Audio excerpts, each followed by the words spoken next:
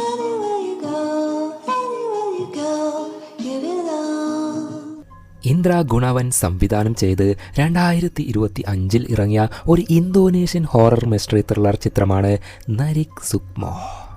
ഹോസ്റ്റലിൽ നിന്ന് പഠിക്കുന്ന കുട്ടികൾ കോളേജ് ലീവ് കിട്ടിയാൽ നാട്ടിലേക്ക് പോകാറില്ലേ? എന്നാൽ നായികയ്ക്ക് സ്വന്തമായി ആരുമില്ല. ഒരു ഫ്രണ്ടുകാരി മാത്രമേ ഉള്ളൂ. ഫ്രണ്ടുകാരി ആണെങ്കിൽ നായികയെ നിർബന്ധിച്ച് അവളുടെ ഗ്രാമത്തിലേക്ക് കൂട്ടിക്കൊണ്ടു പോകുന്നു. ഗ്രാമം കാണാൻ നല്ല ബ്യൂട്ടിഫുൾ ആണെങ്കിലും ആ ഗ്രാമം നിഗൂഢതകൾ നിറഞ്ഞ ഒരു ഗ്രാമം ആണ്. നായികയ്ക്ക് ഒരുപാട് അമാനുഷികമായ കാര്യങ്ങളൊക്കെ നേരിടേണ്ടി വരുന്നു. ഒരു സീക്രട്ട് പറയട്ടെ, ആരും പേടിക്കല്ലേ. അവൾക്ക് പ്രേതത്തെ വരെ കാണാൻ പറ്റി. ഒന്നല്ല, 2 പ്രേതങ്ങൾ. ആ 2 പ്രേതങ്ങളും ലവേഴ്സ് ആയിരുന്നു. എന്താണ് ആ ഗ്രാമത്തിൽ ഒളിഞ്ഞിരിക്കുന്ന രഹസ്യം? നായികയ്ക്ക് ഗ്രാമത്തിൽ നിന്നും പ്രേതങ്ങളുടെ ഇടയിൽ നിന്നും തിരിച്ചൊരു പോക്കുണ്ടോ എന്നൊക്കെ നമ്മളെ ഭയപ്പെടുത്തി കൊണ്ടുപോകുന്ന ഈ ചിത്രം തുടക്കം മുതൽ അവസാനം വരെ അതേ സസ്പെൻസോട് കൂടി പാക്കലാമാ. അതിനു മുൻപ് പുതുതായി വന്ന കൂട്ടുകാർ സബ്സ്ക്രൈബ് ചെയ്യാൻ മറക്കല്ലേ.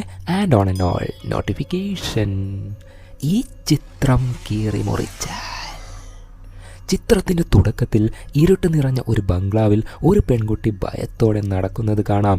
ഇവളുടെ പേര് കരീന. അങ്ങനെ ഓരോ ഭാഗത്തേക്കായി നടന്നു പോകുമ്പോൾ പെട്ടെന്നൊരു മ്യൂസിക് കേൾക്കാൻ തുടങ്ങി.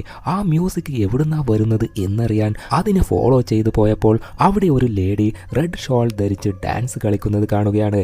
അവളുടെ മുഖം വ്യക്തമല്ല.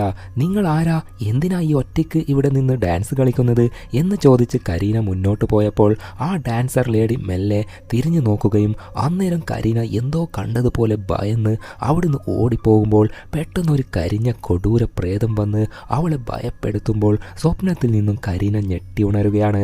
ഒരു സ്വപ്നം കണ്ടതായിരുന്നു. ഇതെന്താ ഇത്രയും മോശമായ സ്വപ്നമൊക്കെ ഞാൻ കാണുന്നത് എന്ന് ആകെ ഭയന്ന് അവൾ റൂം വിട്ട് പുറത്തേക്ക് പോവുകയാണ്. കരീനയെക്കുറിച്ച് പറയുകയാണെങ്കിൽ അവൾക്ക് അച്ഛനും അമ്മയും ആരുമില്ല. ഒരു ഹോസ്റ്റലിൽ താമസിച്ചാണ് കുറേ വർഷങ്ങളായി പഠിച്ചുകൊണ്ടിരിക്കുന്നത്. എന്നാൽ അവൾക്ക് ഒരു ഫ്രണ്ടുകാരിയുണ്ട്. ഇപ്പോൾ സ്വപ്നം കണ്ടു പേടിച്ചതിനാൽ വെള്ളം കുടിക്കാൻ വന്നിരിക്കുകയാണ്. അന്നേരം പെട്ടെന്ന് പുറകിൽ നിന്ന് ഒരു ശബ്ദം. ആ ഹോസ്റ്റൽ കാണാൻ ഒരു ഭയപ്പെടുത്തുന്ന അന്തരീക്ഷമാണ്. എന്നാൽ അവിടെ ആരെയും കണ്ടില്ല. പേടി സ്വപ്നം കണ്ടതുകൊണ്ട് ചിലപ്പോൾ തോന്നിയതായിരിക്കാം എന്ന് കരുതി അവൾ വെള്ളം എടുത്ത് കുടിക്കാൻ തുടങ്ങി. അവിടെ ആരുടെയോ നിഴൽ കാണാം. എന്നാൽ അത് അവൾ കണ്ടില്ല. പെട്ടെന്ന് അവളുടെ ദേഹത്തേക്ക് ആരോ കൈവെക്കുകയാണ്. അത് അവളുടെ ഫ്രണ്ടുകാരി ആയു ആയിരുന്നു. കരീനയുടെ പിറന്നാളാണ്. അതിനാൽ ഫ്രണ്ടുകാരി ഒരു സർപ്രൈസ് പോലെ കേക്കുമായി വന്നതാണ്. അങ്ങനെ അവർ കേക്കൊക്കെ കട്ട് ചെയ്ത് 2 പേരും ബർത്ത്ഡേ ആഘോഷിക്കാൻ തുടങ്ങി. അതിനിടയിൽ കരീന അവൾ കണ്ട ആ പേടിപ്പെടുത്തുന്ന സ്വപ്നത്തെക്കുറിച്ച് ഫ്രണ്ടുകാരിയോട് പറഞ്ഞപ്പോൾ, സ്വപ്നമല്ലേ, സ്വപ്നമൊക്കെ എല്ലാവരും കാണുന്നതല്ലേ, അതൊക്കെ വിട്. എനിക്ക് നിന്റെ അടുത്ത് വേറൊരു കാര്യം ചോദിക്കാനുണ്ട്. നീ പണ്ട് നന്നായി ഡാൻസൊക്കെ കളിക്കുമായിരുന്നില്ലേ? ഇപ്പോൾ എന്താ അതൊക്കെ നിർത്തിയത് എന്ന് ചോദിക്കുമ്പോൾ, അതിനെക്കുറിച്ചൊന്ന് ഓർമ്മിപ്പിക്കരുത്, അത് എനിക്കിപ്പോൾ ഇഷ്ടമല്ല എന്ന് പറയുകയാണ്. ഓ ശരി, എന്നാൽ നീ എൻ്റെ കൂടെ എൻ്റെ നാട്ടിലേക്ക് വരുന്നോ? ഇപ്പോൾ കോളേജ് ലീവാണല്ലോ. ഇവിടെയുള്ള എല്ലാ സ്റ്റുഡൻസും വീട്ടിലേക്ക് പോയി. നമ്മൾ 2 പേരും മാത്രമല്ലേ ഇവിടെയുള്ളത്. നമുക്ക് എൻ്റെ വീട്ടിലേക്ക് പോയാലോ? ഞാൻ എന്തായാലും നാട്ടിലേക്ക് പോവുകയാ. നീ ഇവിടെ ഒറ്റയ്ക്ക് നിൽക്കുന്നത് നല്ലതല്ല. ഓൾറെഡി നിനക്ക് പേടിപ്പെടുത്തുന്ന സ്വപ്നങ്ങളൊക്കെ കാണുന്നുണ്ട്. നീ കൂടുതൽ പേടിച്ച് പിന്നീട് പ്രശ്നമാകും. അതുകൊണ്ട് നീയും എൻ്റെ കൂടെ വാ. എൻ്റെ വീട് ഒരു ഗ്രാമത്തിലാണ്. അവിടെ കുറേ ഡാൻസേഴ്സൊക്കെ ഉണ്ട്. ഡാൻസിങ് ഫേമസ് ആയ നാടാണ്. നിനക്ക് എന്തായാലും അവിടെയുള്ള കാര്യങ്ങൾ ഇഷ്ടപ്പെടും. അഥവാ ഇഷ്ടപ്പെട്ടില്ലെങ്കിൽ നീ തിരിച്ചു വാ. ചിലപ്പോൾ അവർ ഡാൻസ് കളിക്കുന്നത് കണ്ടാൽ നീ അറിയാണ്ട് ഡാൻസ് കളിച്ചു പോകും. ഓ പിന്നെ ഞാൻ അതൊന്നും ഒരിക്കലും ചെയ്യില്ല എന്ന് പറഞ്ഞ് ഞാൻ കിടന്നുറങ്ങട്ടെ എന്ന് പറഞ്ഞ് കരീന റൂമിലേക്ക് പോകുമ്പോൾ, ശരി നാളെ എന്തായാലും നീ വരുമല്ലോ അല്ലേ എന്ന് ആയു വീണ്ടും ചോദിച്ചപ്പോൾ, ശരി ശരി നാളെയല്ലേ, നാളത്തെ കാര്യം നാളെ നോക്കാം എന്ന് പറഞ്ഞ് കരീന നേരെ റൂമിലേക്ക് പോയി. അവൾ അവിടെയുള്ള ഒരു ബോക്സ് ഓപ്പൺ ചെയ്ത് നോക്കുകയാണ്. ആ ബോക്സിൽ അവളുടെ ചെറുപ്പകാലത്തെ കാര്യങ്ങളൊക്കെ ഉണ്ട്. അവൾ മുൻപ് ഡാൻസ് കളിച്ചതിൻ്റെ ഫോട്ടോസ്. അങ്ങനെ ആ ബോക്സ് അടച്ചു വെച്ച് ശേഷം ആയു അവളുടെ ഗ്രാമത്തെക്കുറിച്ച് പറഞ്ഞിരുന്നില്ലേ, അങ്ങനെ ആ ഗ്രാമത്തെക്കുറിച്ച് നെറ്റിൽ സെർച്ച് ചെയ്ത് നോക്കുകയാണ്. എന്നാൽ ആ ഗ്രാമത്തെക്കുറിച്ചുള്ള കൊടൂര കഥകളൊക്കെ അതിലുണ്ട്. അത് കണ്ട് അവൾ വീണ്ടും ഒരൽപ്പം ഭയപ്പെടുകയാണ്.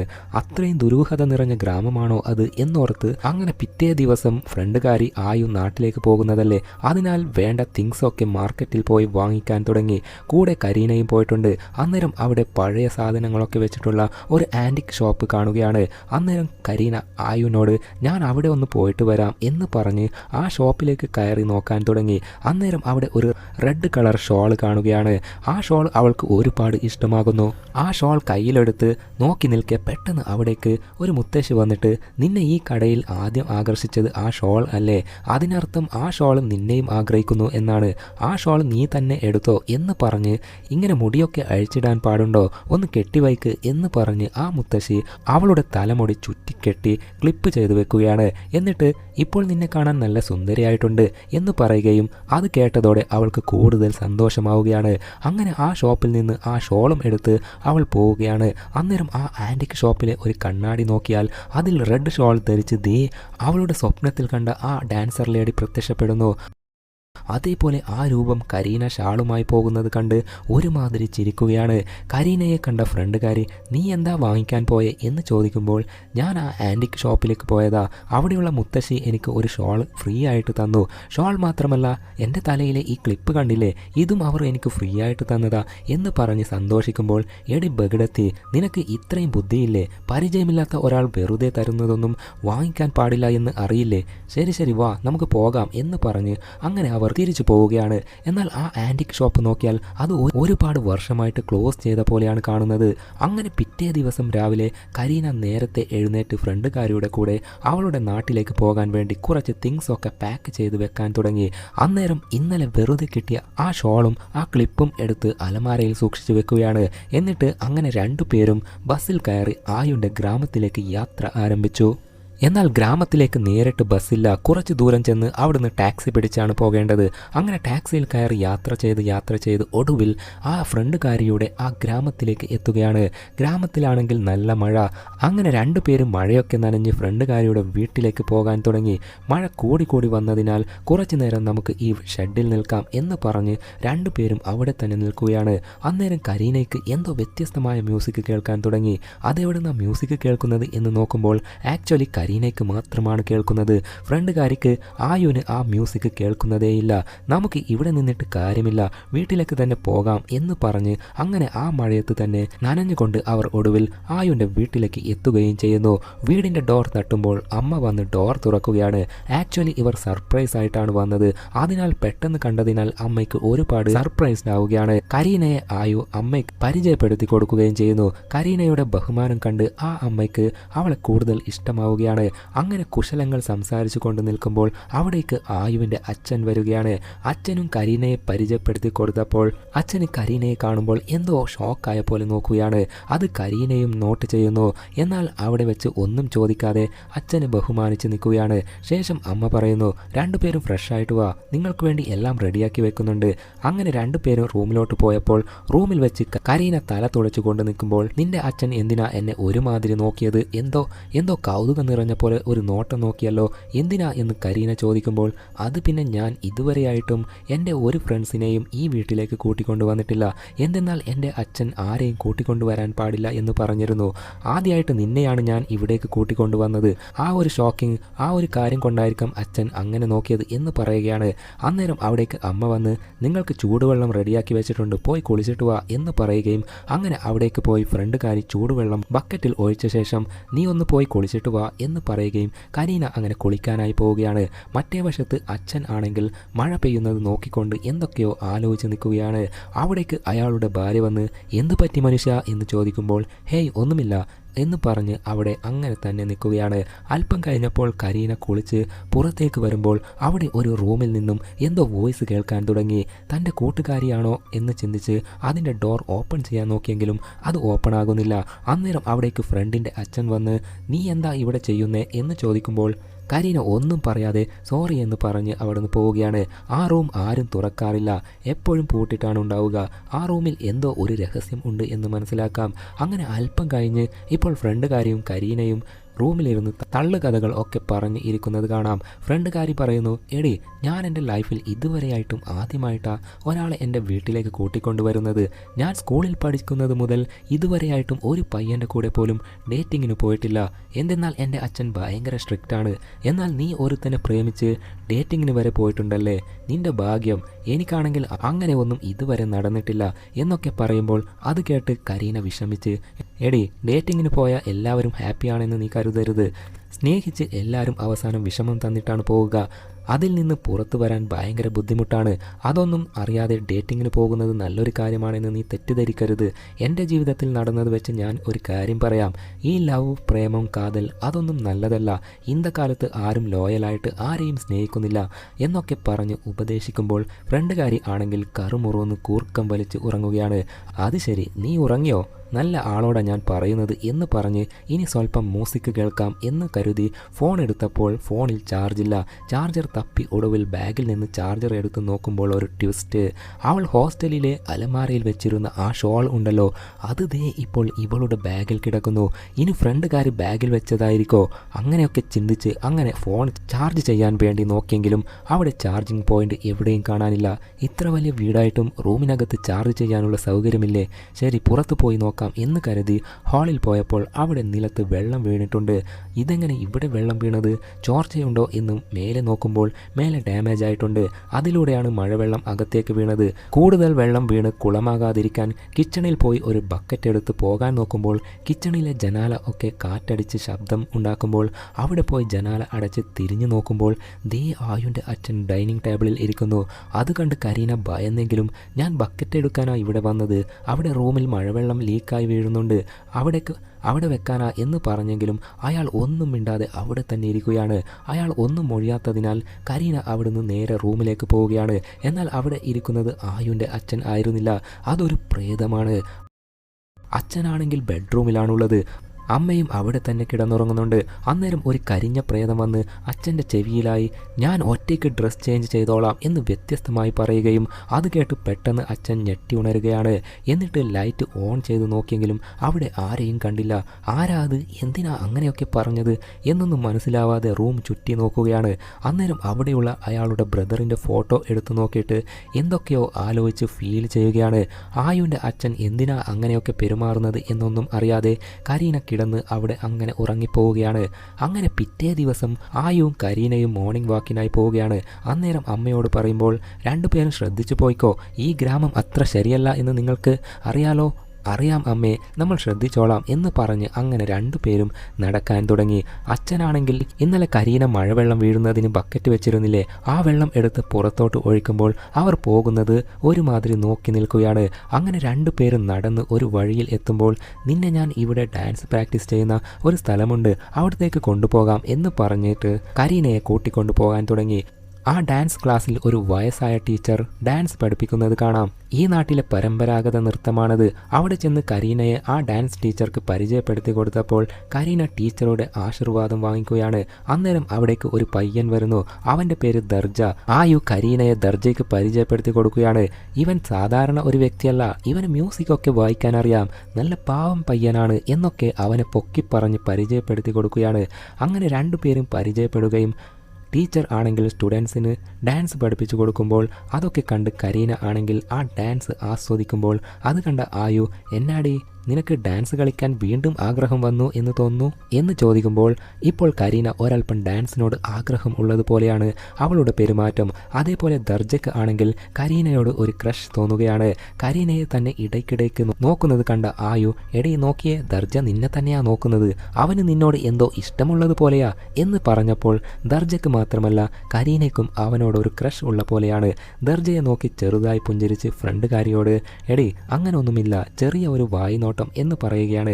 അതിനുശേഷം ഫ്രണ്ടുകാരി ടീച്ചറുടെ അടുത്ത് ചെന്ന് ടീച്ചറെ, ഇവൾ കരീന ഉണ്ടല്ലോ, മുൻപൊക്കെ ഒരുപാട് ഡാൻസ് പ്രോഗ്രാമിൽ പങ്കെടുത്തിട്ടുണ്ട് എന്നൊക്കെ അവളുടെ കാര്യങ്ങൾ പറഞ്ഞു കൊടുക്കുമ്പോൾ അവിടെ സ്റ്റുഡൻസ് അവളോടായി അതെയോ, എങ്കിൽ നമുക്കൊരു ഡാൻസ് കളിച്ച് കാണിക്കോ എന്ന് ചോദിച്ചപ്പോൾ അയ്യോ ഞാൻ ഡാൻസ് ഒക്കെ കളിച്ച് കുറേ വർഷങ്ങളായി, എനിക്കിപ്പോൾ കളിക്കാനൊന്നും അറിയില്ല, മറന്നുപോയി എന്നൊക്കെ പറയുകയാണ്. അന്നേരം ദേ ഒരു വശത്ത് റെഡ് കളർ ഷോൾ ധരിച്ച ഡാൻസറിൻ്റെ പ്രേതം വന്നിട്ട് കരീനയെ തന്നെ നോക്കി നിൽക്കുകയാണ്. അതാരാ ആ ഡാൻസർ എന്ന് ചോദിക്കുമ്പോൾ ആ ലേഡിയെ മറ്റാർക്കും കണ്ടില്ല. പെട്ടെന്ന് ടീച്ചർക്ക് കാര്യം മനസ്സിലായി, കരീനയ്ക്ക് അവിടെ ആരെയോ ഉള്ളതുപോലെ കാണാൻ പറ്റുന്നുണ്ട് എന്ന്. അതിനാൽ പെട്ടെന്ന് എല്ലാ സ്റ്റുഡൻസിനോടും നിങ്ങളെല്ലാവരും വാ ഡാൻസ് കളിക്ക് എന്ന് പറഞ്ഞ് അവരെ കൺവേർട്ട് ചെയ്യുകയാണ്. എന്നാൽ കരീന ഇപ്പോൾ ആ ഭാഗത്തേക്ക് നോക്കുമ്പോൾ ആ ഡാൻസർ ലേഡിയെ കാണാനില്ല. ഇതെന്താ, ആ ലേഡിയല്ലേ എൻ്റെ സ്വപ്നത്തിൽ വന്നത്, ഇപ്പോൾ നേരിട്ട് കാണാൻ പറ്റുന്നുണ്ടല്ലോ, എന്താ സംഭവിക്കുന്നത് എന്നൊന്നും മനസ്സിലാവാതെ കരീന അവിടെ തന്നെ സ്തംഭിച്ച് നിൽക്കുകയാണ്. ഇപ്പോൾ അച്ഛനെ കാണാം. വൈഫിനോട് എനിക്ക് എൻ്റെ ബ്രദർ എന്തോ ഇവിടെ ഉള്ള പോലെ ഫീൽ ആകുന്നു എന്ന് പറയുകയാണ്. നിങ്ങൾ എന്താ മനുഷ്യ ഈ പറയുന്നത്? അതേടി, എൻ്റെ ബ്രദർ മരിച്ചതിന് ശേഷം ഒരു 10 വർഷമായി ഞാൻ അവൻ്റെ കല്ലറയുടെ അടുത്ത് പോലും പോയിട്ടില്ല. അതേ മനുഷ്യ, വർഷത്തിൽ ഒരിക്കൽ ഈ നാട്ടിൽ ഒരാളുടെ ജീവൻ പോകും. ഇത്തവണ ആരുടെ ആയിരിക്കും എന്ന് ചോദിക്കുമ്പോൾ അത് ആരുടെ വേണമെങ്കിലും ആവട്ടെ, നീ പേടിക്കണ്ട എന്ന് പറഞ്ഞ് ഭാര്യയെ സമാധാനപ്പെടുത്തുകയാണ്. അങ്ങനെ അന്ന് രാത്രിയാവുകയും ഫ്രണ്ടുകാരി കരീനയോട്, എടി ഞാൻ ദർജയെ പരിചയപ്പെടുത്തി തന്നില്ലേ, അവൻ്റെ അങ്കിൾ ഒരാളുണ്ട്, അയാൾ വളരെ നല്ലൊരു മനുഷ്യനാ, അയാൾക്ക് ഈ വില്ലേജിനെ കുറിച്ച് എല്ലാം അറിയാം എന്നൊക്കെ പറഞ്ഞെങ്കിലും കരീന ആണെങ്കിൽ അതൊന്നും മൈൻഡ് കൊടുക്കാതെ ആ റെഡ് കളർ ഷോൾ ധരിച്ച ഡാൻസർ ലേഡിയെക്കുറിച്ച് മാത്രമാണ് അവൾ ഓർത്തുകൊണ്ടിരിക്കുന്നത്. അന്നേരം ആയു, എടി നീ എന്താ സ്വപ്നം കാണുകയാണോ എന്ന് ചോദിക്കുമ്പോൾ, ഏയ് ഒന്നുമില്ല, നീ എന്താ പറഞ്ഞേ എന്ന് കരീന ചോദിക്കുമ്പോൾ, ഞാൻ ആ ദർജയുടെ കാര്യമാണ് പറഞ്ഞ്, അവൻ്റെ അച്ഛനും അമ്മയും മരിച്ചതിനു ശേഷം അവൻ്റെ അങ്കിളാണ് കാര്യങ്ങളൊക്കെ നോക്കുന്നത്. എന്നാൽ അവൻ്റെ സിസ്റ്ററിനെ കുറേ വർഷങ്ങളായി കാണാനില്ല. അതെയോ, ഇതുവരെയായിട്ടും തിരിച്ചു കിട്ടിയില്ലേ എന്ന് ചോദിക്കുമ്പോൾ, ഇല്ല, അവൾ എവിടെ പോയി എന്ന് ആർക്കും അറിയില്ല. ശരി, ഇനി അതൊക്കെ പറഞ്ഞിട്ട് എന്ത് കാര്യം, ഞാൻ ഉറങ്ങാൻ പോവുകയാ എന്ന് പറഞ്ഞ് ഫ്രണ്ടുകാരി ഉറങ്ങിയെങ്കിലും കരീനയ്ക്ക് അവളുടെ മനസ്സിൽ ആ ഡാൻസുകാരിയുടെ കാര്യം മാത്രമാണ് ഓർമ്മയിൽ വരുന്നത്. അത് തന്നെ ഓർത്തുകൊണ്ട് കിടന്നതുകൊണ്ട് വീണ്ടും ആ സ്വപ്നം വരാൻ തുടങ്ങി. ആ ഡാൻസർ ലേഡിയുടെ അടുത്തേക്ക് കരീന മെല്ലെ മെല്ലെ പോയിക്കൊണ്ടിരിക്കെ അടുത്ത് എത്തിയപ്പോൾ ഡാൻസർ ലേഡി തിരിഞ്ഞു നോക്കുമ്പോൾ നേരത്തെ മരത്തിൻ്റെ അടിയിൽ കണ്ട അതേ ലേഡിയുടെ മുഖമാണ് കാണുന്നത്. തല മാത്രം തിരിഞ്ഞത് കണ്ട് അയ്യോ പ്രേതം പ്രേതം എന്ന് പറഞ്ഞ് അവൾ പേടിച്ചു ഓടാൻ തുടങ്ങി. അന്നേരം ഒരു കരിഞ്ഞ പ്രേതം അവളുടെ അടുത്തേക്ക് വരാൻ തുടങ്ങി. അതും കണ്ടതോടെ അവൾ പേടിച്ച് അലറിയടിച്ച് ഓടാൻ തുടങ്ങി. ഓടി ഓടി ഒരു വശത്ത് ഒളിഞ്ഞു നിൽക്കുമ്പോൾ ദേ പുറകിലൂടെ ആ കരിഞ്ഞ പ്രേതം വരുന്നു. വന്ന് അവളുടെ കാലിൽ ഒരൊറ്റപ്പിടി. പെട്ടെന്ന് അവൾ ഉറക്കത്തിൽ നിന്ന് ഞെട്ടിയുണരുകയാണ്. സ്വപ്നമായിരുന്നല്ലേ എന്ന് ആശ്വസിച്ച് നിൽക്കുമ്പോൾ പെട്ടെന്ന് ആ കരിഞ്ഞ പ്രേതം വന്ന് ഭയപ്പെടുത്തുമ്പോൾ ആകെ ഭയന്ന് അവൾ അലറി അവിടെ കിടന്നിട്ടുള്ള ഫ്രണ്ടുകാരിയെ വിളിക്കുമ്പോൾ അവളാണെങ്കിൽ നല്ല ഉറക്കത്തിലാണ്. തിരിഞ്ഞു നോക്കുമ്പോൾ ഇപ്പോൾ ആ പ്രേതത്തെ കാണാനില്ല.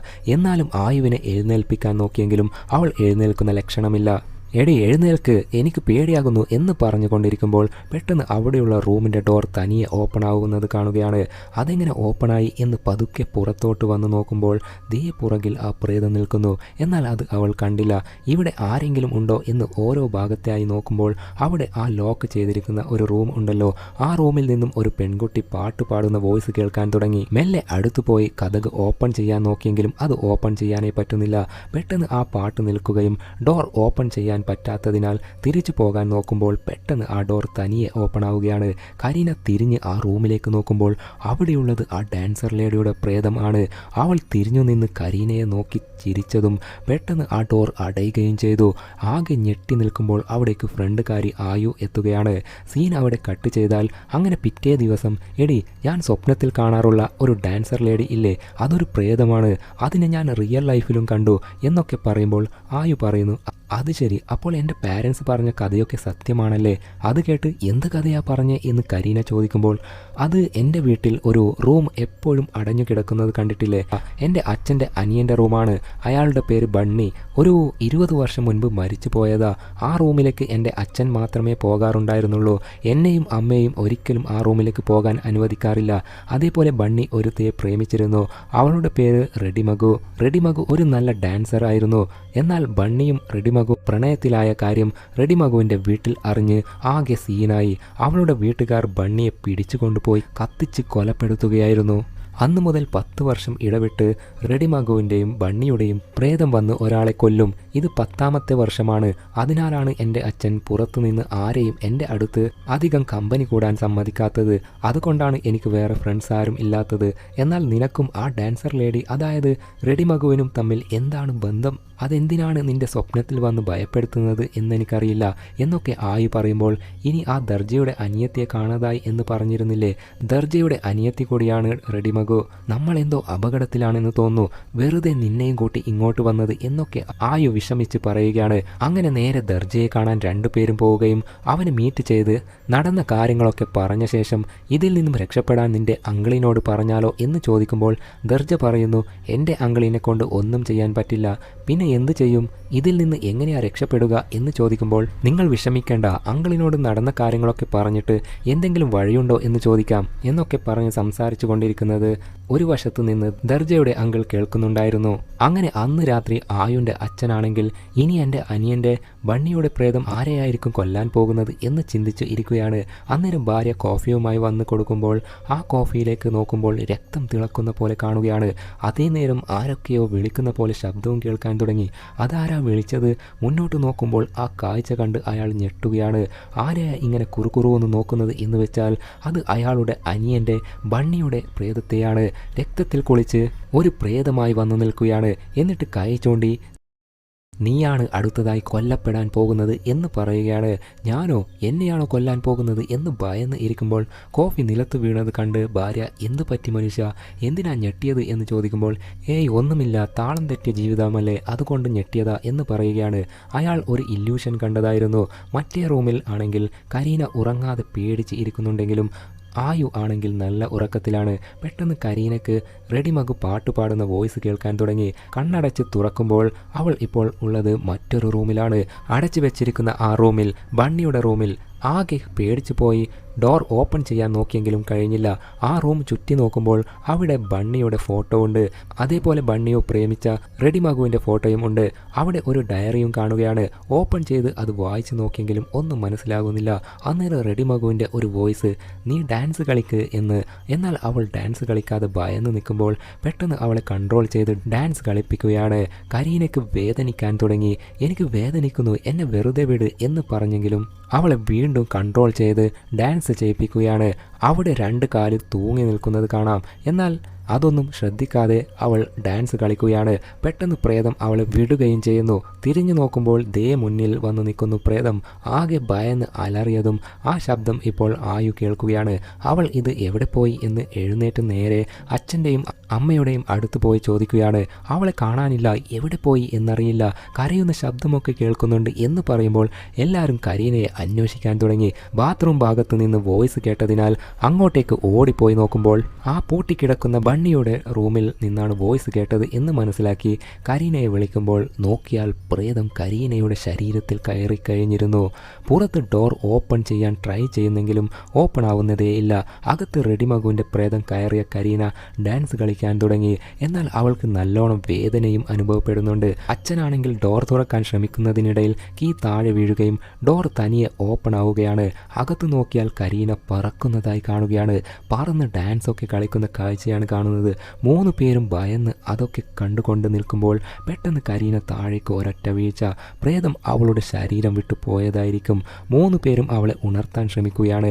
അങ്ങനെ അല്പം കഴിഞ്ഞപ്പോൾ ആയു പുറത്തു പോകാൻ നോക്കുമ്പോൾ അച്ഛൻ തടസ്സം നിന്നെങ്കിലും ആയു വഴക്കിട്ട് വീട് വിട്ട് പുറത്തോട്ട് പോകാൻ നോക്കുകയാണ്. എന്തിനാണ് നീ ഇപ്പോൾ പുറത്തിറങ്ങി പോകുന്നേ? മര്യാദയ്ക്ക് വീട്ടിൽ പോ, നിന്റെ ജീവൻ തന്നെ ആപത്തിലാകും എന്ന് പറയുമ്പോൾ എന്തിനാ അച്ഛ ഇങ്ങനെ സെൽഫിഷായിട്ട് പെരുമാറുന്നത്? ഒരു കാരണവുമില്ലാതെ എൻ്റെ ഫ്രണ്ടിന് കരീനയ്ക്ക് ഇങ്ങനെ വരില്ലല്ലോ.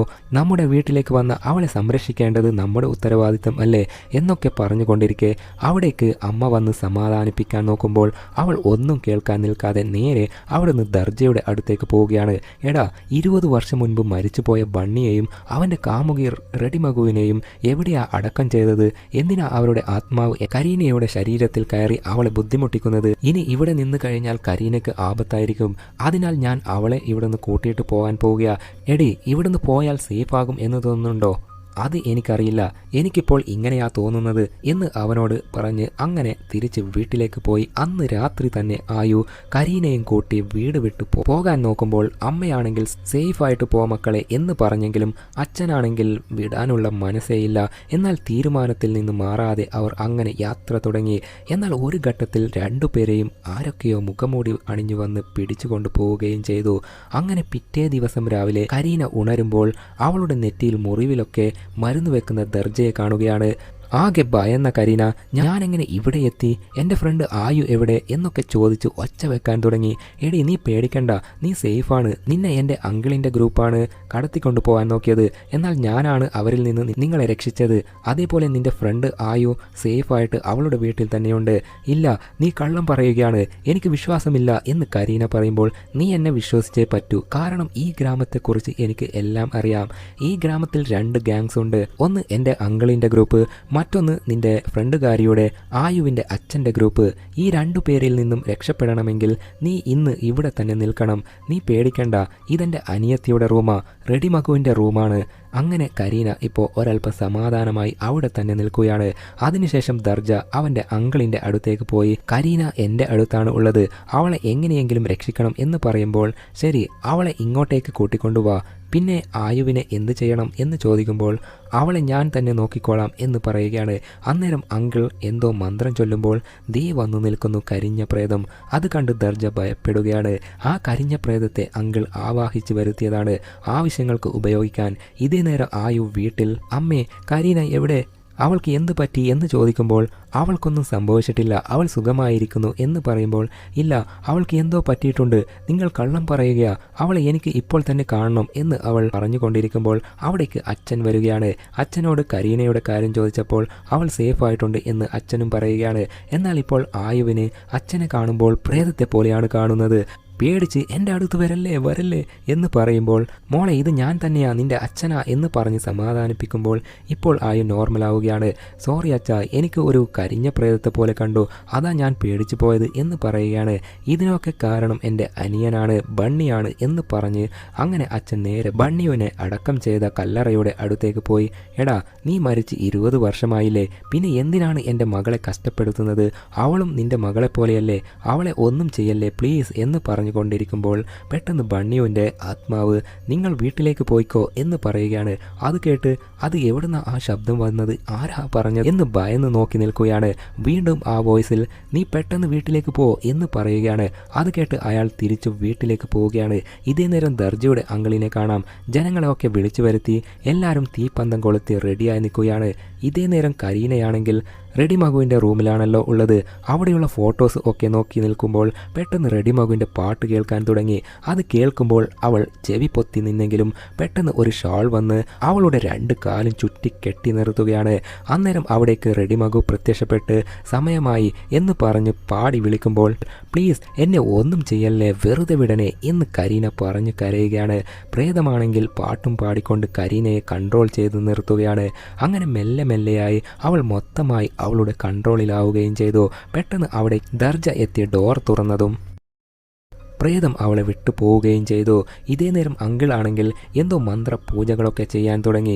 രക്തം കയ്യിൽ നിന്ന് എടുത്താണ് ആഭിചാരം ഒക്കെ ചെയ്യുന്നത്. മറ്റേ വശത്ത് കരീനയോട് ദർജ ഫോട്ടോസൊക്കെ കാണിച്ച് ഈ 20 വർഷം മുൻപ് നടന്ന കാര്യങ്ങളൊക്കെ ഇപ്പോഴാണ് പറയാൻ ആരംഭിക്കുന്നത്. ബണ്ണിയും റെഡിമകും തമ്മിൽ ഇഷ്ടത്തിലായിരുന്നു. അവർ തമ്മിൽ പ്രേമത്തിലുള്ള കാര്യം വീട്ടിൽ അറിഞ്ഞു. അതിനാൽ എൻ്റെ അങ്കിളിൻ്റെ ഗ്യാങ്ങിലുള്ളവർ ബണ്ണിയെ പിടിച്ചുകൊണ്ടുപോയി ഭയങ്കരമായി ടോർച്ചർ ചെയ്ത് കെട്ടി നിർത്തി എല്ലാവരുടെയും മുൻപിൽ വെച്ച് ജീവനോടെ കത്തിച്ചു കളയുകയായിരുന്നു. അന്ന് ഞാൻ ചെറിയ പയ്യനായിരുന്നു. അതൊക്കെ കണ്ട് ഭയന്ന് ഞാൻ അവിടുന്ന് ഓടിപ്പോയി. ആ ഒരു സംഭവത്തിന് ശേഷമാണ് എൻ്റെ അങ്കിളിൻ്റെ ഗ്യാങ്ങും ആയുവിൻ്റെ അച്ഛൻ്റെ ഗ്യാങ്ങും തമ്മിൽ ഭയങ്കര ശത്രുക്കളായി മാറിയത് എന്നൊക്കെ പറഞ്ഞപ്പോൾ അതൊക്കെ കേട്ട് കരീനയ്ക്ക് ഭയങ്കര ഷോക്കിംഗ് ആയി തോന്നുകയാണ്. ഇപ്പോൾ മറ്റേ വശത്ത് ആയുന് ആണെങ്കിൽ അവളുടെ ശരീരത്തിലേക്ക് പ്രേതം കയറി കഴിഞ്ഞു. അവളെ കൺട്രോൾ ചെയ്തും മുകളിലും താഴെയും ഒക്കെയായി പറത്തി വേദനിപ്പിക്കാൻ തുടങ്ങി.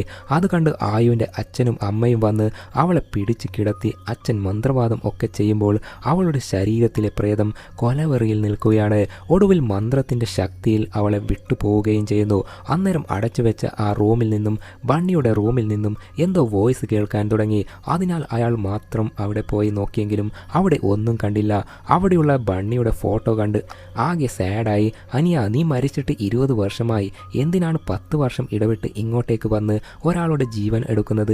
എൻ്റെ മകളുടെ ശരീരത്തിൽ പോയി എന്തിനാണ് അവളെ ഉപദ്രവിക്കുന്നത്? എനിക്കാകെയുള്ളത് ഒരേ ഒരു മകളല്ലേ, ദയവ് ചെയ്ത് അവളെ ഒന്നും ചെയ്യല്ലേ, എൻ്റെ മകളാണെങ്കിലും നിനക്കും അവൾ മകളെപ്പോലെയല്ലേ എന്നൊക്കെ സാഡായി പറഞ്ഞ് കരഞ്ഞിട്ട് പെട്ടെന്ന് ദേഷ്യപ്പെട്ട്, നീ മര്യാദയ്ക്ക് പുറത്തു വാ, നീ എവിടെയാ ഉള്ളതെന്ന് എനിക്ക് നന്നായി അറിയാം, എനിക്ക് നിന്നെ കാണണം എന്നൊക്കെ അലറി പറയുമ്പോൾ പെട്ടെന്ന് ഒരു ഡയറി താഴെ വീഴുകയാണ്. അതെടുത്ത് നോക്കുമ്പോൾ അതിൽ ഒരു പേപ്പറുണ്ട്. അതിൽ എഴുതിയിട്ടുള്ളത് 2 ജീവൻ എന്നാൽ ഒരേ ഒരു പ്രണയം, ഒരേ ഒരു പ്രതികാരം എന്ന് എഴുതിയിട്ടുണ്ട്. അത് വായിച്ചിട്ടും ഒന്നും മനസ്സിലായില്ല. പെട്ടെന്ന് റെഡിമകുവിൻ്റെ പ്രേതം വന്ന് അവനാണ് നിങ്ങളുടെ ജീവൻ എടുക്കാൻ പോകുന്നത് എന്ന് പറഞ്ഞ് അപ്രത്യക്ഷമാവുകയാണ്. അവനോ, അതാരാ എന്ന് അയാൾ ചിന്തിച്ചു നിൽക്കുകയാണ്. ഇതേ നേരം മറ്റേ സ്ഥലത്ത് കരീനയും ദർജയും സംസാരിച്ചു കൊണ്ടിരിക്കുമ്പോൾ ആരോ വന്ന് കതകിൽ തട്ടുകയാണ്. പോയി നോക്കുമ്പോൾ അവൻ്റെ അങ്കിളിൻ്റെ ആൾക്കാരായിരുന്നു.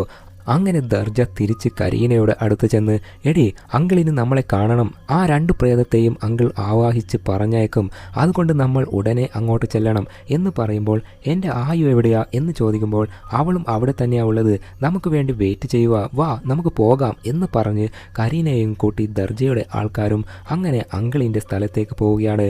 അവിടെ എത്തിയപ്പോൾ അവിടെ പൂജകളൊക്കെ നടക്കുന്നുണ്ട്. മറ്റേ വീട്ടിൽ അച്ഛൻ ആണെങ്കിൽ എന്തോ കൽപ്പിച്ച് വീട്ടിൽ നിന്ന് പുറത്തോട്ട് പോകുമ്പോൾ എന്തു പറ്റി മനുഷ്യ, എവിടേക്കാ പോകുന്നേ എന്ന് ചോദിക്കുമ്പോൾ ഞാൻ അവളെ കരീനയെ കാണാൻ പോവുകയാ, ഇതൊക്കെ ചെയ്യുന്നത് എൻ്റെ അനിയൻ ബണ്ണിയും അവൻ്റെ ഗേൾ ഫ്രണ്ട് റെഡിമകുവും അല്ല, അത് വേറെ ഒരാളാണ്, അത് ആരാണെന്ന് ഞാൻ കണ്ടെത്തി, അതിനാൽ നീ വീടിൻ്റെ ഡോറും ജനാലയും ഒക്കെ അടച്ച് വീട്ടിൽ തന്നെ കുത്തിയിരിക്ക്, മകളെ നോക്കിക്കോ, മകളോട് നീ ഒന്നും പറയരുത് എന്ന് പറഞ്ഞ് അയാൾ നേരെ പോവുകയാണ്. ഇതേ നേരം അവർ നേരെ ബണ്ണിയെ തീയിട്ട് കത്തിച്ച അതേ സ്ഥലത്തേക്ക് എത്തുകയാണ്. പെട്ടെന്ന് ആ സ്ഥലം മൊത്തം റെഡ് കളറായി മാറുകയാണ്. നോക്കിയാൽ അവിടെ കരീന മാത്രമാണുള്ളത്, ബാക്കിയുള്ളവരെ കാണാനില്ല. അവിടെ പെട്ടെന്ന് ബണ്ണിയും അവൻ്റെ ലവർ റെഡിമകുവും പ്രത്യക്ഷപ്പെട്ട് ഡാൻസ് കളിക്കാൻ തുടങ്ങി. അതൊക്കെ കാണുമ്പോൾ കരീന ഭയപ്പെടുകയാണ്. അന്നേരം യഥാർത്ഥത്തിൽ എന്താണ് സംഭവിച്ചത് എന്ന് കരീനയ്ക്ക് ഒരു വിഷ്വൽ പോലെ കാണിക്കാൻ തുടങ്ങി. ബണ്ണിയും റെഡിമകുവും തമ്മിലുള്ള പ്രണയം അറിഞ്ഞ് റെഡിമകുവിൻ്റെ വീട്ടുകാർ ബണ്ണിയുവിനെ പിടികൂടി അടിക്കാൻ തുടങ്ങി. ബണ്ണിയുവിനെ അടിച്ച് കെട്ടി നിർത്തി തീയിട്ട് കത്തിച്ച് കൊലപ്പെടുത്തുകയും ചെയ്തു. മറ്റൊരു കാര്യം എന്തെന്നാൽ റെഡിമകുവിനെ കൊന്നത് റെഡിമകുവിൻ്റെ സ്വന്തം ചേട്ടൻ തന്നെയാണ്, അതായത് ദർജയുടെ അങ്കിൾ. അനിയത്തിയാണെന്ന് പോലും നോക്കാതെ ആ പ്രേമത്തിന് എതിർത്ത് നിന്ന് അങ്കിൾ സ്വന്തം അനിയത്തിയെ കൊലപ്പെടുത്തുകയായിരുന്നു. ആ കാഴ്ചകളൊക്കെ ഒരു വിഷ്വൽ പോലെ കൺമുമ്പിൽ തെളിയുന്നത് കരീന നോക്കി നിൽക്കുകയാണ്. ആ കാര്യങ്ങളൊക്കെ കാണിച്ച ശേഷം ഇപ്പോൾ 2 പ്രേതാത്മാക്കൾ റെഡിമകുവും ബണ്ണിയും കരീനയെ തന്നെ നോക്കി നിൽക്കുകയാണ്. ആ വിഷ്വൽ പെട്ടെന്ന് മറഞ്ഞു പോയപ്പോൾ അവൾ നോർമലാവുകയും ദർജ എന്തു പറ്റി കരീനെ എന്ന് ചോദിക്കുമ്പോൾ ഒന്നുമില്ല എന്ന് കരീന പറയുകയാണ്. അങ്ങനെ അവർ നടന്ന് അങ്കിൾ പൂജ ചെയ്യുന്ന ഇടത്തേക്ക് എത്തുകയും അവിടെ ദർജയുടെ അങ്കിൾ കരീനയോട് നീ റെഡിയാണോ എന്ന് ചോദിക്കുമ്പോൾ കരീനയ്ക്ക് ഒന്നും മനസ്സിലായില്ല. എന്തിനാണ് ഞാൻ റെഡിയാവേണ്ടത് എന്ന് ചോദിക്കുമ്പോൾ ഉടനെ അങ്കിൾ ദർജയോട് നീ അവളോട് ഒന്നും പറഞ്ഞില്ലേ എന്ന് ചോദിക്കുകയാണ്. ദർജയാണെങ്കിൽ ഒന്നും മിണ്ടാതെ അവിടെ പോയി ഇരിക്കുകയാണ്. കരീനക്കാണെങ്കിൽ എന്താ സംഭവിക്കുന്നത് എന്ന് പോലും അറിയുന്നില്ല. ഉടനെ അങ്കിൾ ഒന്നുമില്ല, എല്ലാം ഉടനെ ശരിയാകും, നീ അവിടെ ഇരിക്ക് എന്ന് പറയുകയും കരീനക്കാണെങ്കിൽ എന്താ സംഭവിക്കുന്നത് എന്ന് പോലും അറിയാതെ അവിടെ കൗതുകത്തോടെ ഇരിക്കുകയാണ്. അതായത് ഇപ്പോൾ എന്താ നടക്കുന്നത് എന്ന് വെച്ചാൽ കരീനയെ ആണ് ഈ വർഷം ബലി കൊടുക്കാൻ പോകുന്നത്. അത് ദർജക്കും അറിയാം, എന്നാൽ അവൻ അവളോട് അത് പറഞ്ഞിരുന്നില്ല. അവളെ ചതിച്ചാണ് ഇവിടേക്ക് ദർജ കൂട്ടിക്കൊണ്ടുവന്നത്. കരീനയ്ക്ക് ഇപ്പോൾ എന്തോ തെറ്റ് നടക്കാൻ പോകുന്നു എന്ന് മനസ്സിലായി. അതിനാൽ ദർജയെ തന്നെ നോക്കുമ്പോൾ ദർജ ആണെങ്കിൽ സൈലൻ്റായി ഇരുന്ന് മ്യൂസിക് വായിക്കാൻ തുടങ്ങി. കരീനയാണെങ്കിൽ പേടിച്ച് അവിടെ ചുറ്റിൽ നോക്കുമ്പോൾ ജനങ്ങളൊക്കെ അവളെ തന്നെ നോക്കി സൈലൻ്റായി നിൽക്കുകയാണ്. അന്നേരം അവിടേക്ക് ആയുൻ്റെ അച്ഛൻ നുഴഞ്ഞു കയറി വന്ന് മോളെ കരീനെ, നീ ഇവിടുന്ന് രക്ഷപ്പെട്ടു പോയിക്കോ എന്ന് പറഞ്ഞതും അത് കേട്ടതും കരീന എഴുന്നേറ്റ് എല്ലാവരെയും തള്ളി മാറ്റി അവിടുന്ന് ഓടാൻ തുടങ്ങി. അന്നേരം അങ്കിൾ ആണെങ്കിൽ അവളെ പിടികൂടാനായി ആൾക്കാരെ വിടുകയാണ്. അങ്ങനെ കരീന ആണെങ്കിൽ ഓടി ഒരു മരത്തിൻ്റെ ചുവട്ടിൽ ഒളിഞ്ഞു നിൽക്കുകയാണ്. എന്നാൽ ഒടുവിൽ ദർജയ്ക്ക് അവളെ കാണുകയാണ്. എന്നാൽ ദർജ അവളെ കണ്ടിട്ടും കാണാത്ത പോലെ അവിടുന്ന് പോവുകയാണ്. പുറകെ വന്ന ആൾക്കാരോട് അങ്ങോട്ട് പോകണ്ട, അവിടെ ആരുമില്ല എന്ന് ദർജ കള്ളം പറയുകയാണ്. അത് കണ്ട് രക്ഷപ്പെട്ടു എന്ന് കരുതി കരീന തിരിഞ്ഞു നോക്കുമ്പോൾ മുന്നിൽ വന്നു നിൽക്കുന്നു ആ കരിഞ്ഞ പ്രേതം. അത് കണ്ട് അവൾ ഭയന്ന് അലറിയതും പിന്നെ പറയാനുണ്ടോ, ആൾക്കാരെല്ലാം അവളെ പിടികൂടി നേരെ കൊണ്ടുപോയി ആ ബലി നടത്തുന്ന സ്ഥലത്ത് കെട്ടി കിടത്തുകയാണ്. ഇന്ന് മരണരാത്രിയാണ്, ഇവിടെ ഒരു ബലി നടക്കാൻ പോവുകയാണ് എന്നൊക്കെ ആൾക്കാർ ചർച്ച ചെയ്യുന്നത് കേട്ട് കരീന ഭയന്ന് പേടിച്ച് വിറച്ച് എന്നെ വിട്, എന്നെ എന്തിനാ ഇങ്ങനെ ചെയ്യുന്നേ എന്ന് ചോദിക്കുകയാണ്. അതേപോലെ ആയുൻ്റെ അച്ഛനെയും അവർ പിടിച്ചു കെട്ടി നിർത്തിയിട്ടുണ്ട്. അങ്കിൾ ആണെങ്കിൽ മന്ത്രങ്ങളൊക്കെ ചൊല്ലി കരീനയെ ബലി കൊടുക്കാൻ കത്തിയൊക്കെ റെഡിയാക്കി വെച്ചിട്ടുണ്ട്. അന്നേരം ആയുൻ്റെ അച്ഛൻ പറയുന്നു, എൻ്റെ അനിയനു വേണ്ടി ബണ്ണിക്ക് വേണ്ടി ഒരിക്കലും ബലി നൽകരുത്, അവൻ ഇങ്ങനെ ആരെയും ബലിയായി ചോദിക്കില്ല. അതേപോലെ നിന്റെ അനിയത്തി റെഡിമകുവും നല്ലവളാണ്, അവർ 2 പേരാണ് ഈ ഗ്രാമത്തെ സംരക്ഷിക്കുന്നത്. എന്നാൽ നീയാണ് തെറ്റിദ്ധരിച്ച് റിവഞ്ച് എടുത്ത് എല്ലാരെയും കൊല്ലുന്നത്. അതേപോലെ നിന്റെ അനിയത്തിയെ റെഡിമകുവിനെ നീ തന്നെയല്ലേ കൊന്നത്, എന്നിട്ട് അവളെ കാണാതായി എന്ന് ജനങ്ങളെ വിശ്വസിപ്പിച്ച് എൻ്റെ അനിയൻ്റെ ബണ്ണിൻ്റെ തലയിലിട്ടു അല്ലേ, മര്യാദയ്ക്ക് എല്ലാം നീ നിർത്ത് എന്ന് പറഞ്ഞ് അലറി പറയുകയാണ്. അത് കേട്ട് അങ്കിൾ നേരെ വന്ന് വാ പൊത്തി നിൽക്കട എന്ന് പറയുമ്പോൾ അവൻ്റെ മുഖത്തേക്ക് ഒരൊറ്റ തുപ്പ്. ആകെ കലിപ്പിലായ അങ്കിൾ ആയുൻ്റെ അച്ഛന് ഒരൊറ്റ കുത്ത്. എന്നിട്ട് മ്യൂസിക് വായിക്കട എന്ന് പറഞ്ഞതും ദർജ വേറെ വഴിയില്ലാതെ മ്യൂസിക് വായിക്കാൻ തുടങ്ങി. ദർജ ശരിക്കും നല്ലവൻ തന്നെയാണ്, പക്ഷെ അങ്കിളിനോടുള്ള ഭയം കൊണ്ടാണ് എല്ലാം ചെയ്യുന്നത്. കരീനയാണെങ്കിൽ എന്നെ രക്ഷിക്കണേ രക്ഷിക്കണേ എന്ന് പറഞ്ഞ് കരയുകയാണ്. അങ്കിളാണെങ്കിൽ കത്തിയൊക്കെ എടുത്ത് ബലി കൊടുക്കാനുള്ള മന്ത്രങ്ങളൊക്കെ ചൊല്ലാൻ തുടങ്ങി. ഉടനെ റെഡ് ഷോൾ ധരിച്ച് റെഡി മഗുവിൻ്റെ പ്രേതം വന്ന് നീ ഡാൻസ് കളിക്ക് എന്ന് പറയുമ്പോൾ കരീനയാണെങ്കിൽ ഞാൻ ചെയ്യില്ല എന്ന് പറയുകയാണ്. പെട്ടെന്ന് പ്രേതം അവളുടെ ശരീരത്തിൽ കയറി കൺട്രോൾ ചെയ്ത് ഡാൻസ് കളിക്കാൻ തുടങ്ങി. ആ ഡാൻസ് കണ്ട അങ്കിൾ നിന്റെ ഈ ഡാൻസ് കാണുമ്പോൾ എൻ്റെ അനിയത്തി റെഡി മഗു കളിക്കുന്ന പോലെ ഉണ്ടല്ലോ എന്ന് പറഞ്ഞ് മ്യൂസിക് നിർത്ത് എന്ന് പറഞ്ഞപ്പോൾ മ്യൂസിക് നിർത്തുകയും എന്നാൽ അവൾ ഡാൻസ് നിർത്തിയതേ ഇല്ല, തുടർന്നും കളിച്ചുകൊണ്ടിരിക്കുകയാണ്. ഉടനെ അങ്കിൾ കലിപ്പിൽ കരീനയെ കൊല്ലാനായി പോകുമ്പോൾ ദർജ നോക്കി നിന്നില്ല. അവൻ്റെ സകല ധൈര്യവും എടുത്ത് നേരെ അങ്കിളിൻ്റെ അടുത്തേക്ക് ചാടിപ്പോയി പിടിച്ച് നിങ്ങളാണല്ലേ റെഡി മഗുവിനെ കൊന്നത് എന്ന് പറഞ്ഞ് അടിക്കാൻ തുടങ്ങി. അടി എന്ന് പറഞ്ഞാൽ ഒരു 1.5 അടി, പൊടി പാറിയ അടി തന്നെ അവിടെ നടക്കുന്നു. അത് ശരി, നീ എന്നെയും അടിക്കാനായോടാ എന്ന് പറഞ്ഞ് അങ്കിൾ തിരിച്ചടിക്കാൻ തുടങ്ങി. അവിടെ ദർജ മറ്റൊരു ഐഡിയ ഉപയോഗിക്കുകയാണ്. വായിൽ മണ്ണെണ്ണ നിറച്ച് അങ്കിളിൻ്റെ ദേഹത്തേക്ക് തുപ്പി അങ്കിളിൻ്റെ ദേഹത്തേക്ക് തീയിട്ട് അങ്ങനെ കത്തിക്കുകയാണ്. കത്തി കൊടൂരമായി അങ്കിൾ അവിടെ മരിച്ചു പോവുകയും ചെയ്തു. ജനങ്ങൾ ആരും അങ്കിളിനെ രക്ഷിക്കാൻ നിന്നില്ല. കരീനയുടെ ശരീരത്തിലെ ആത്മാവ് പോവുകയും കരീന അവിടെ മയങ്ങി വീഴുകയും ചെയ്യുന്നു. അതിനുശേഷം ബണ്ണിയുവിൻ്റെ പ്രേതവും റെഡി മഗുവിൻ്റെ പ്രേതവും വന്നിട്ട് കരീനയോട് നന്ദി പറയുകയാണ്. നീ ഇവിടെ വന്നതുകൊണ്ടാണ് ഞങ്ങളുടെ നിരപരാധിത്വം തെളിഞ്ഞത്. പിന്നെ നീ ഒരിക്കലും ഡാൻസ് നിർത്താൻ പാടില്ല, നിനക്ക് നല്ല കഴിവുണ്ട് എന്നൊക്കെ പറയുമ്പോൾ കരീന ആണെങ്കിൽ ഒന്നും പറയാതെ മിണ്ടാതെ നിൽക്കുകയാണ്. ഇപ്പോൾ അവിടെയുള്ള ജനങ്ങൾക്കൊക്കെ മനസ്സിലായി എല്ലാറ്റിനും കാരണം അങ്കിൾ ആണെന്ന്. പ്രേതം വന്ന് ആൾക്കാരെ കൊല്ലുന്നത് എന്ന് അവനാണ് തെറ്റിദ്ധരിപ്പിച്ച് ജനങ്ങളെയൊക്കെ കബളിപ്പിച്ച് കൊലപാതകം ചെയ്തുകൊണ്ടിരുന്നതും അവൻ്റെ ആവശ്യങ്ങൾക്ക് ബലിയൊക്കെ നൽകിയതും. അങ്ങനെ ആത്മാക്കൾ പോയതിനു ശേഷം കരീന ദർജയെ കെട്ടിപ്പിടിച്ച് കരയുമ്പോൾ ദർജ അവളെ സമാധാനപ്പെടുത്തുകയാണ്. ആയുവിൻ്റെ അച്ഛന് കുത്തേറ്റെങ്കിലും മരിച്ചിട്ടില്ല, മരണത്തോട് വെല്ലുവിളിക്കുകയാണ്. രക്ഷിക്കാനായി ശ്രമിക്കുമ്പോൾ എനിക്കിനി ജീവിക്കാൻ പറ്റില്ല, ഞാൻ മരിക്കാൻ പോവുകയാണ്, എൻ്റെ കാര്യം നിങ്ങൾ വിട്ടേക്ക്, എൻ്റെ മകളെ ആയുവിനെ നീ നോക്കണം എന്ന് പറഞ്ഞ് അങ്ങനെ ആയുവിൻ്റെ അച്ഛൻ മരിച്ചു പോവുകയും ചെയ്തു. അങ്ങനെ പിറ്റേ ദിവസം ആയുവിൻ്റെ അച്ഛനെ അടക്കം ചെയ്ത് കഴിഞ്ഞ് അവിടേക്ക് കരീനയും ആയുവിൻ്റെ അമ്മയും ഒക്കെ വന്ന് ആചാരകർമ്മങ്ങളൊക്കെ ചെയ്തു പോവുകയാണ്. അങ്ങനെ അതിനുശേഷം ആയുവും കരീനയും അവിടുന്ന് ആ നാട്ടിൽ നിന്നും തിരിച്ചു പോകാൻ റെഡിയായി നിൽക്കുകയാണ്. കരീനയുടെ ബാഗിൽ ഉണ്ടായിരുന്ന ആ റെഡ് കളർ ഷാളും ആ ക്ലിപ്പും കയ്യിൽ വെക്കുന്നത് വേണ്ട എന്ന് കരുതി ആറ്റിൽ ഒഴുക്കി വിടുകയാണ്. അങ്ങനെ അവർ അവിടുന്ന് യാത്ര ആരംഭിച്ചു. അവർ പോകുന്നത് ഡാൻസ് ടീച്ചർ കണ്ട് നേരെ അകത്തേക്ക് പോയി റെഡ് ഷാൾ ധരിച്ച റെഡി മഗുവിൻ്റെ ഫോട്ടോ അവിടെയുണ്ട്. അത് നോക്കി സങ്കടപ്പെടുകയാണ്. കരീനയും ആയും പോകുമ്പോൾ അവിടേക്ക് ദർജയും വരികയാണ്. നീ എങ്ങോട്ടാ എന്ന് ചോദിക്കുമ്പോൾ ഞാനും നിങ്ങളുടെ കൂടെ വരട്ടെ, എനിക്ക് മ്യൂസിക് കുറച്ച് കൂടുതൽ പഠിക്കണം, അതിന് ഈ കാട്ടുമുക്കിൽ നിന്നിട്ട് കാര്യമില്ല എന്ന് പറയുകയാണ്. അപ്പോൾ മ്യൂസിക് പഠിക്കാൻ വേണ്ടി മാത്രമാണോ വരുന്നേ എന്ന് കരീന ചിരിച്ചുകൊണ്ട് ചോദിക്കുമ്പോൾ ഏയ് അങ്ങനെയൊന്നുമല്ല, അവിടെ എൻ്റെ ഭാവി വധുവുമായി ഒന്ന് സല്ലപിക്കാനുണ്ട് എന്ന് പറയുകയാണ്.